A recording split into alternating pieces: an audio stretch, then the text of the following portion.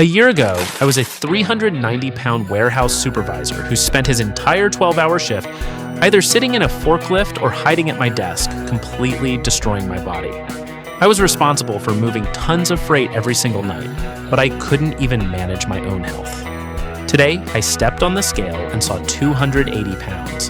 I've officially dropped 110 pounds, and for the first time in my adult life, I actually have the energy to match my job. I'm posting this because high-stress, physically demanding environments make it incredibly easy to default to survival mode and eat yourself into an early grave without even noticing. If you're ready to finally break out of the exhaustion trap and rebuild your life, hit follow. And if you're stuck in that loop right now, drop a comment. I'm staying up after my shift tonight to help you out. 12 months ago, my mornings didn't start with rest. They started with an absolute physical struggle. Crawling out of my truck after a long shift, just walking over to the bathroom sink to wash the industrial dust and sweat off my face felt like a brutal task. My lower back would immediately seize up from carrying the weight. My ankles throbbed, and I'd have to brace my hands flat on the counter just to hold myself steady while brushing my teeth. I was completely suffocating in my own frame, but I found a way to change my life. My name's Lucas. Growing up, my weight was always shrugged off as an inevitable byproduct of a toxic food environment. Let's face the facts. Over 70% of foods found in typical Western grocery stores are heavily ultra-processed. These engineered foods are specifically designed to be hyper-palatable, meaning they trigger the dopamine centers in your brain so aggressively that they literally override your natural fullness signals, making chronic overeating almost automatic, especially when you're sleep deprived.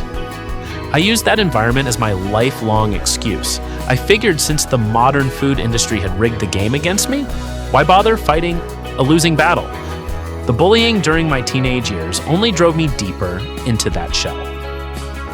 In high school, kids would nickname me the forklift and mockingly clear the halls when I walked through. I learned to develop a highly sarcastic, funny defense mechanism just to protect myself from the insults, eventually taking a high-intensity, hidden night job where I could stay out of sight. But behind that tough warehouse persona, I was completely falling apart. The pure stress of managing tight shipping deadlines left me emotionally drained, and my only coping mechanism was the office vending machines and midnight fast food runs. I became a professional at stealth eating. I'd buy 2 large pizzas under the guise of sharing with the loading dock crew, but I'd eat almost all of it alone in my parked truck, in the dark corner of the lot, hiding the greasy boxes at the very bottom of the dumpster so my crew wouldn't see. The worse my body ached from sitting or standing on concrete for 12 hours straight, the more stressed I got and the more I ate. It was a vicious loop that left me exhausted, heavy, and watching my own 20s pass by from the dark. My rock bottom didn't happen during a health scare or a doctor's visit. It happened at 3 a.m. during our peak holiday rush. I went to sit down in our standard plastic break room chair to sign off on a shipping manifest, and the legs violently buckled underneath me. I crashed hard onto the concrete floor, shattering the plastic into pieces. The absolute dead silence that followed from my crew was deafening. 2 of my forklift drivers had to physically haul me off the floor because I was too heavy to get up quickly on my own. The sheer humiliation of letting my weight compromise my authority and professional environment was my point of no return. I went home that morning and realized I was done letting my bad habits dictate my value. I didn't start with a radical, unsustainable crash diet. I decided to treat my health with the same absolute precision and grit I brought to running a tight facility. I banned the delivery apps and drive-thrus entirely, started packing clean, whole food meals, and committed to dedicated workouts.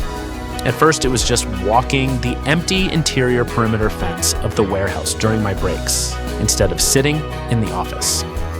Eventually, those walks turned into heavy weight training at a 24-hour gym. I quickly learned that weight loss is 80% mental warfare. It's about forcing your brain to handle daily stress and exhaustion with discipline instead of a fast food wrapper. It took a level of raw perseverance I didn't know I possessed, but I kept showing up for myself day after day. I'm 110 pounds down, I can climb onto any equipment with ease, and I finally look in the mirror, and respect the man looking back.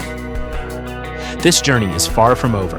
Hit subscribe, follow the progress, and let's keep pushing forward.